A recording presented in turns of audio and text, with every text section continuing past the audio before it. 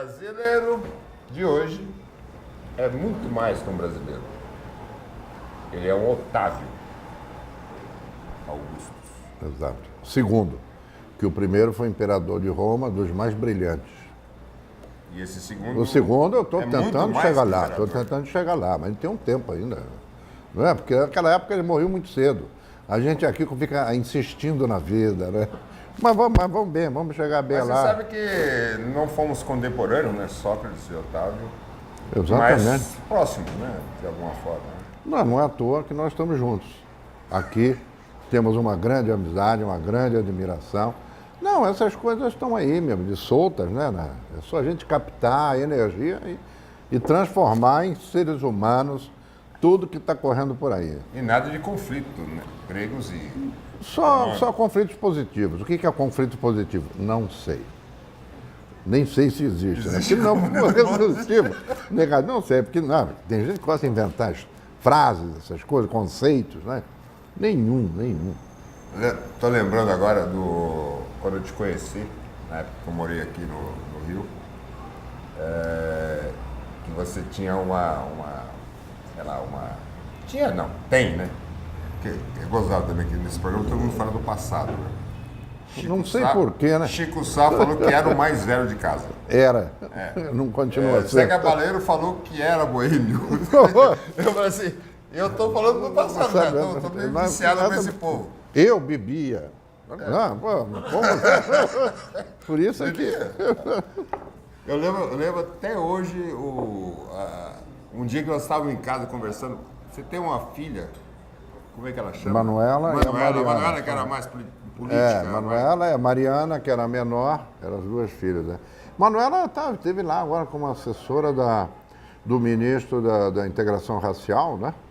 Ficou lá em Brasília agora há 4 anos lá com eles. Que é uma barata, né? Quer dizer, a tua verve foi passada, o seu DNA foi passado. Coitadinha, ela perdeu lado, né? noites de prazer, né? Em vez de ter prazer, ia para reunião de sindicato comigo, essas coisas, então acabou, né? Ficou meio impregnada com alguma coisa assim, mas ela também foi muito batalhadora em função da ecologia, porque houve uma época em que a gente falava em ecologia, as pessoas não sabiam bem o que era, então ela começou um movimento, inclusive com esse movimento ela ficou muito amiga do Drummond, se correspondiam, o Carlos Drummond.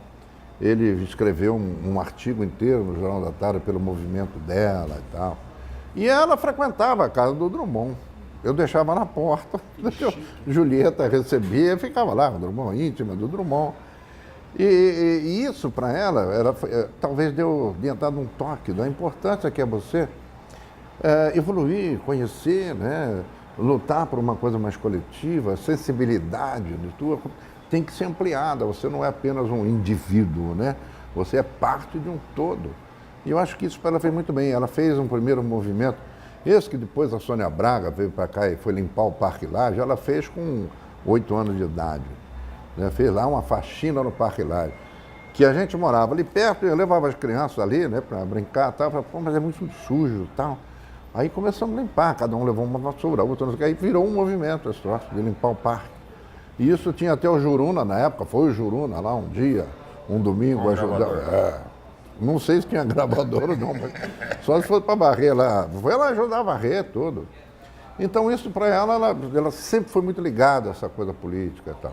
Tanto que a carreira dela até hoje faz campanha política para um deputado, para outro, organiza isso, organiza aquilo. Está vivendo disso. E essa é uma forma de expressão, do tipo de comportamento, que eu acho que é uma coisa que nos falta.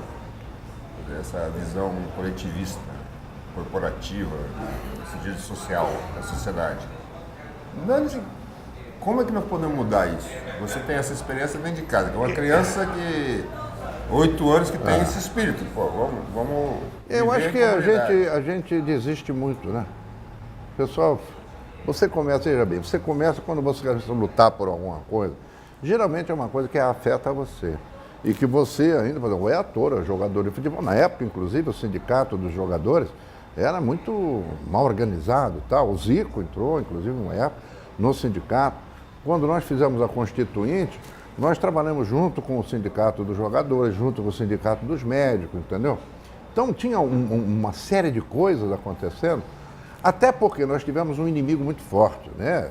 A ditadura militar foi um grande inimigo para a gente. Bom, obrigou a gente a se aprofundar nas coisas, a ser muito mais sério, entendeu? Só que depois que tem um livro do Camilo Torres que é brilhante, né? Que ele fala de cartas, né? Cartas ao estudante, carta a não sei quem, carta aos profissionais. E ele define a coisa assim: você só saberá a sua ideologia depois que você se formar numa profissão e passar a viver dela. Conforme você se estabelecer com a sua profissão, é que você verá qual é a sua ideologia. A maioria vai ganhar dinheiro, né? Sabe, todo mundo perde o sentido social da própria profissão. Todas têm. A minha tem, é muito sério. A gente faz televisão, a gente trabalha para 50 milhões de pessoas ao mesmo tempo, 80 milhões. Vocês põem um estádio, 200 milhões de pessoas. Bom, a Copa do Mundo é um mundo vendo vocês. Então há um comportamento e há na sua profissão uma obrigação, né, de você ter um comportamento que qualquer coisa que você faça não seja o pior exemplo, mas simplesmente um exemplo positivo, né? Como a gente vê muitos colegas fazendo um monte de besteira. Eu não tenho nenhum problema moral, veja, eu não estou falando de moral, né? Você tem que ser bonzinho, não é nada disso. Mas eu acho que você tem que ter, quando você tem uma coisa pública, eu acho inclusive que você deve ser muito chato e muito pentelho mesmo, entendeu? Exigindo direitos e coisas e tal, porque isso vai parar as pessoas, porque todo mundo hoje acha que as coisas caem do céu, não caem. Eu vejo até, meu neto mora comigo, 14 anos, o Luiz Otávio, e eu vejo por ele, pela molecada, né, que vai em casa, que são os amigos dele e tal, os objetivos são muito ruins. Em que aspecto? Em todos. O que eles querem? Eles querem a moda, eles só querem o material. Né? A referência é o material. É o material, somente o material. Um professor se chamar de tio, eu não admitiria isso se eu fosse um professor. Não, o professor é a segunda pessoa que está educando você. Primeiro é o pai, a mãe, depois o professor. Há que ter um respeito nisso aí. O professor é tio e o treinador de futebol é professor. É professor. Não, pior, valor, né? O árbitro é professor. Árbitro O árbitro, tu vê o jogador dizer, professor, eu não fiz isso, professor. Eu só dei aqui, sabe? Professor, não é tudo professor. Professor do quê? Educação física? Eu não sei o que eles são, professor. E não é nem juiz, é árbitro. Os jogadores de futebol nunca tiveram professores, infelizmente. Não. Mas isso é meio da profissão, né? Você teve essa coisa depois. Eu acho que você, Raí, são exemplos. Afonsinho, aqui no Rio, foi um dos primeiros exemplos. Rio foi Afonsinho, que é uma pessoa que nunca conseguiu sucesso por isso, eu acho até, porque jogador excelente que ele era, né? Temos de Tostão. Quer dizer, houve toda uma turma aí que veio depois com um embasamento, né? Se preocupou em se aprofundar intelectualmente um pouco. Intelectualmente, o que eu digo é não ser ignorante, não é ser gênio dele, né? Sabe? Teve uma responsabilidade com aquela profissão e com quem está junto. Quer dizer, não é à toa que a gente ficou amigo, né? Porque a gente não fica lá, seu gol, né? Eu vi tua peça, não é isso. É o que a gente conversa a partir disso, né? O que cada um coloca a partir disso. É por isso que a gente está aqui, talvez, não sei.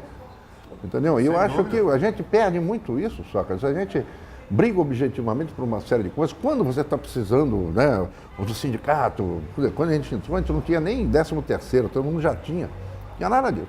Então eu entrei também para uma necessidade da minha profissão. Não é só um ideal socialista, não é isso. É porque também eu queria ter os direitos que todo mundo tem. Só que alguns brigam por isso e outros não, né? Outros vão na onda. Agora, o que eu tenho visto muito é que aqueles que lutaram muito por isso fizeram disso uma profissão, né? São políticos profissionais e nos decepcionam muito, né? Tem atitudes muito incoerentes, muito inconvenientes. Principalmente eles estão sempre se acoplando com o lado ruim do poder, né? Anterior, aquelas coisas todas. E isso é um péssimo exemplo. Você vê quando lá em cima, você fala de mensalão e tal, não acontece nada. O que o cara aqui embaixo vai fazer? Vai querer um dele, né? Vai buscar como? De cima para baixo. De cima para baixo. Isso é que eu acho que não é uma coisa moral. É uma coisa de obrigação social tua. Quando eu falo do exemplo, é isso, entendeu? Porque senão, o que o cara, você vai falar, cara, você vai roubar, vai puxar um fumo, que negócio é? Os caras lá fazem pior, não acontece nada, deixa comigo. Né? Nós temos um péssimo exemplo hoje aqui no Rio, aquela escola que foi invadida, o cara matou 12 crianças, que é uma coisa copiada já de americano. E é também copiada de um processo de violência que está acontecendo e que ninguém consegue dominar. As escolas hoje não repetem o aluno de ano. A maioria não repete. Faculdade, então, não. Tem que dar vaga para outro entrar e pagar mais um mês. Pagar mais, entendeu? Virou um grande comércio. A minha impressão até conceitual, talvez eu esteja errado, porque você tem que estar dentro do processo para entender com mais profundidade. É que as crianças hoje, antes de irem para a escola, elas têm que ser socializadas. Quer dizer, atos desse tipo, assim como todo tipo de agressão aos professores, né? Que acontece, acontece toda hora. Quer dizer, se a criança não entender o porquê dela estar numa sala de aula, não vamos nem questionar o fato dela estar aprisionada num ambiente restrito. Né? Eu acho que a educação tem que ser uma coisa com mais liberdade, teoricamente, na minha cabeça. Mas tem que ter uma disciplina. Mas ele tem que entender, em primeiro lugar, tem que entender por que está ali. Exato. E para isso ele tem que estar socializado, ele tem que saber conviver com outras pessoas, com outras crianças. E a maior parte da população brasileira não passa por esse processo, porque a família está degradada, de alguma forma está sendo agredido o tempo todo, desde que nasce. Mas foi provocado isso, né? Você tem hoje em dia, não tem mais escola pública boa. Na minha época, eu só estudava em escola pública. Era escola municipal ou estadual. Você fazia em vez do vestibular, você fazia a admissão ao ginásio. E você passando, você fazia o ginásio, e nós estudávamos, já desde o ginásio, a gente estudava inglês, francês, latim, grego. E aí você, se dividindo, ou você ciências exatas ou sociais. Qual é, né? Onde você se encaixa mais? Clássico ou científico? Isso. Então você tinha uma orientação já básica para o seu estudo, né? Para o que você era bem, ou pelo menos era melhor naquilo. Caminhava para alguma coisa. Hoje em dia não. É onde tiver vaga, cara. Pô, eu quero fazer o quê? Eu quero ser médico. Tem vaga? Ah, pô, só tem lá para advogado, eu vou fazer advocacia. Porra, não tem sentido. A vocação não tem. Não tem, a vocação acabou. As crianças não sabem mais, não são dirigidas para nada. E por Esse isso é o problema. O materialismo se torna predominante em todos os aspectos. Eu vi uma entrevista do Uchoa, que é dono da maior universidade desse país, criticando esse negócio de, o cara vai fazer doutorado, isso é frescura, é viadagem de cara que quer ficar falando com o outro sobre que é mais inteligente. Desde quando um doutorado é viadagem, porra? Isso é publicado, foi publicado, inclusive, reproduzido no Jornal do Brasil. Sem ciência, esse país não vai evoluir nunca. Não, mas nós não temos, né? Esse é que é o problema. Nós temos muito com essa visão, não vai ter. E esse cara tem a maior universidade desse país. Olha, juro, anota aí o processo. Anota aí o processo. É uma Maquiavel. Mas é essa coisa mesmo. O cara fala, não tem que isso aqui é um negócio. Quando a escola, o ensino, o estudo, o conhecimento, mais do que qualquer outra coisa, passa a ser somente um negócio, e ninguém toma nenhuma atitude contra isso, ninguém, eu digo, o governo mesmo, o Ministério da Educação, não tem. Você não tem aqui de anunciar nada nesse país, entendeu? Porque você vê lá, pega lá o Congresso Brasileiro, Congresso Nacional, 528 deputados, né? Duvido que a metade deles não seja dono de faculdade ou luta para dono de faculdade, clínica particular, de seguro-saúde, tá tudo dividido ali. Sobra quem, assim, com uma certa humildade e uma tentativa de independência? São 50, 60, ou seja, não vão ganhar nunca nada. Né? Não vão ganhar nunca nada. Então isso virou o quê? Virou um lugar onde você oficializa a sacanagem. Porque o Congresso não representa a nação. Agora, essas mãos limpas aí, mãos sujas, mãos limpas, que é coisa mais vergonhosa, que votou o cara para desempatar, falou, fica pro ano que vem. Né? É assim que eles resolvem. É o Supremo. É, o Supremo.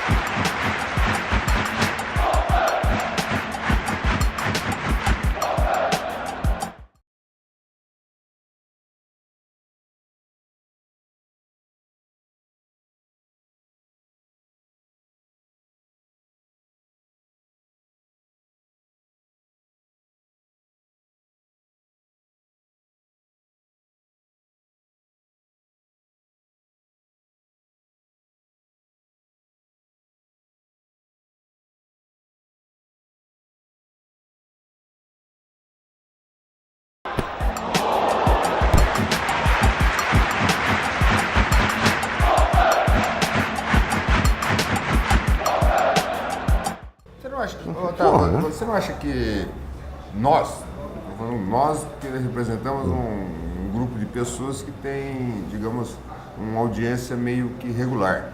Nós trabalhamos com um meio que, de alguma forma, mesmo que não sejamos muito bem quistos, eventualmente. Que bom, porque essa unanimidade é meio complicada. Né? O Nelson Rodrigues já dizia, unanimidade é burra, né? Mas o compromisso da gente participar desse processo, todos nós, né? E nós temos muito pouca gente, mesmo nos espaços que nós... Até nós. Por isso que eu me toquei aqui, tá? Não. É um conformismo. Não dá para ser. Não dá, não pode. Não dá. Pode, do dia com o Jaguar, porra, a gente não se vê mais. Vai estar complicado. E a gente não está se estimulando mais, né? Isso é péssimo, porra. Tem que ter cuidado mesmo, senão a gente vai junto com o processo de aí eu não quero. Eu não quero né? ficar bêbado, o cachorro me lamber a cara, não. Eu quero ficar bêbado de umas poltronas bonitinhas, gostosas, conversando com os amigos. Claro. Trocando ideia. Cabeças interessantes. Então, tem que ser estimulante, entendeu? Lembrei a história quando eu cheguei ao Rio, eu vim em 85, eu não tinha te conhecido ainda. E aí, uns 2, 3 meses depois, encontrei o Arthur Moreira Lima. Aí o Arthur falou, pô, doutor, tudo bem? Tá gostando do Rio? Eu falei, tô não. Eu falei, porque, pô, eu achei que ia encontrar tanta gente interessante aqui, eu não encontrei ninguém ainda. Tô 3 meses aqui. Falou, me dá 2 semanas. É bem o espírito carioca, né? Isso que é genial no espírito carioca. Me dá 2 semanas. Ele fez uma festa na casa da namorada dele, da época. Convidou todo mundo que ele encontrou esses 15 dias, imagino, podia ser interessante. Juntou tudo no mesmo lugar. Magrão, vem pra cá. Foi maravilhoso, né? Beleza, maravilhoso. Quero ficar né? aqui, pô. O Arthur, ele tem um humor fantástico, né? Uma vez a gente começou com aquela história de fundir o Botafogo e o Fluminense, aquilo que eram 2 times que estão acabados. Botafogo, houve uma história de querer fundir, a gente ficou louco, não. Nós, botafoguenses, ficamos doidos, desesperados, porque o time não acontecia nada. Aí o Fluminense também naquela derrocada. Até o Muricy, precisou o Muricy encontrar rato lá para começar a melhorar aquilo. Não, o pior, tem um filme lá, uma coisa que eles gravaram. O jogador está treinando, chuta a bola vai para a rua.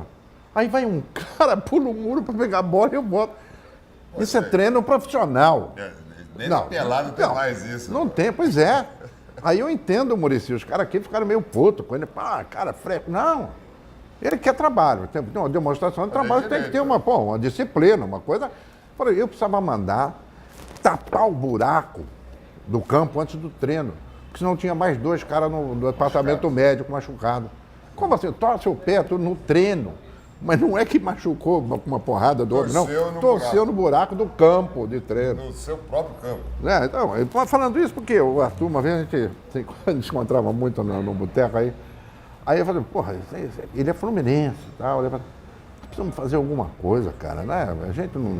São torcidas que não se odeiam, né? A gente convive bem e tal, não sei o quê. Vamos fazer. Nós começamos a fundir. Como que iam fundir o hino do Fluminense com o do Botafogo. Que esse seria um grande problema seria isso. Qual vai ser o hino? O hino juntando os dois lados. A bandeira pode pôr um de cada lado, um de cada face. Agora, o hino tem que unir esse hino. Porra, e sabe que a gente fez um trabalho de frase, para não depreciar aqui nem lá, foi juntando. E até ficou bonzinho, né? Mas depois as pessoas começaram a olhar a gente meio assim, né? Sabe aquele dia que soltaram um coelho no Antônio, que ninguém viu, para não dizer que estava com delírio tremo? Como? Não, no Antônio soltaram um coelho. Coelho lá dentro? Lá dentro. O cara levou um monte de carinho, escutou. Ninguém viu o coelho andando de mesa em mesa, tique. Ninguém fazia, se disfarçava, pedia conta, todo mundo embora. Porque se alguém visse, achava que era delírio tremens dele, entendeu? E o Antônio era o ponto de encontro da galera toda. Os encontros eram ali. Eu vi, era maravilhoso aquilo. Da varanda até lá na cozinha era maravilhoso. Aí o cara pronto, esse humor, né, que é maravilhoso. E aí você tinha de Vinícius a quem você quisesse, uma turma maravilhosa, papos, né? E essa coisa, acho que o Rio perdeu muito, né? Essa bobagem que a gente começou a querer fundir os hinos, né? Mas também começava a acontecer depois do quarto uísque, quinto. Claro, Bom, claro. vamos, precisamos voltar naquele hino. Vamos lá, pá. É o Nietzsche. É o Nietzsche, Para fazer arte tem que ter uma certa embriaguez. Embriaguez total, né? Seria uma irreverência, tem que ser. Porque senão você não quebrar a barreira não é arte, né? Você tem que quebrar a barreira. Mas você falou do Rio, e não é saudosismo que eu estou falando não, mas é difícil você pegar uma galera tão interessante num período tão rico da nossa história e ao mesmo tempo tão doloroso, né? Todo mundo junto. O Rio de Janeiro representava a Casa dos Loucos, né? Na minha concepção externa, que eu nunca morei no Rio, quer dizer, sou paraense, fui para São Paulo. Mas era a grande resistência, né? As cabeças vinham para cá.